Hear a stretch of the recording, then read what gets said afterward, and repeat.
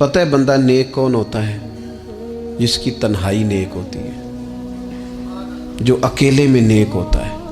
تنہائی جس کی پاک صاف ہوتی ہے، اصل میں وہ بندہ نیک ہوتا ہے۔ ہمارے ہاں نا بالخصوص نوجوان نسل سے کہوں گا، تمہارے پاس سہولت آئی ہے موبائل کی، تمہارے پاس سہولت آئی ہے انٹرنیٹ کی، لیکن دیکھنا اس کی وجہ سے کہیں تمہاری تنہائی ناپاک نہ ہو جائے۔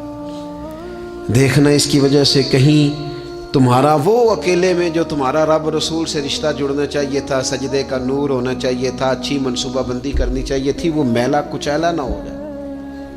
تنہائی جس بندے کی پاک ہوتی ہے وہ نیک ہوتا ہے۔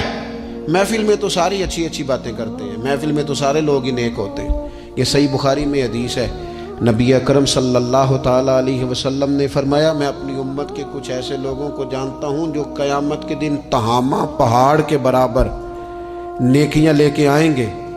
تہامہ پہاڑ تھا ایک بڑا سفید رنگ کا، اس پہاڑ کے برابر وہ نیکیاں لے کے آئیں گے، لیکن فرمایا اللہ تعالیٰ ان کی نیکیوں کو ہوا میں اڑا دے گا۔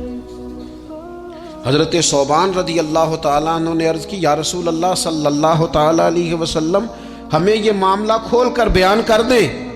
حضور علیہ الصلوۃ والسلام فرمانے لگے، وہ راتوں کو عبادت بھی کرتے ہیں، اللہ کی بارگاہ میں بھی حاضر ہوتے ہیں، لیکن فرمایا ان لوگوں کا مسئلہ یہ ہے، ان کا نقصان یہ ہے، گھاٹا اور خسارہ یہ ہے کہ جب وہ اکیلے ہوتے ہیں تو رب کی حرمتوں کو پامال کرتے ہیں، دین کی حدوں کو توڑتے ہیں، تنہائیوں میں رب کی نافرمانی کرتے ہیں۔ نتیجہ کیا نکلتا ہے کہ وہ جو لوگوں کے بیچ نیکیاں کی ہوتی ہیں، نمازیں پڑھی ہوتی ہیں، عبادتیں کی ہوتی ہیں، صدقات کی ہوتے ہیں، وہ بھی ضائع ہو جاتے ہیں۔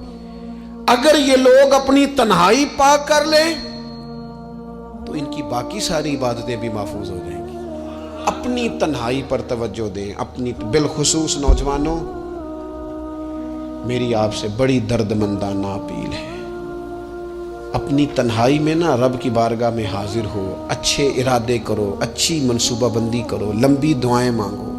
اکیلے جب ہو تو پھر نا وضو کر کے رسول پاک کی بارگاہ میں درود و سلام پڑھو، دلوں کو قوت ملے گی، حافظے مضبوط ہوں گے، تمہارے چہروں پر روشنی آئے گی۔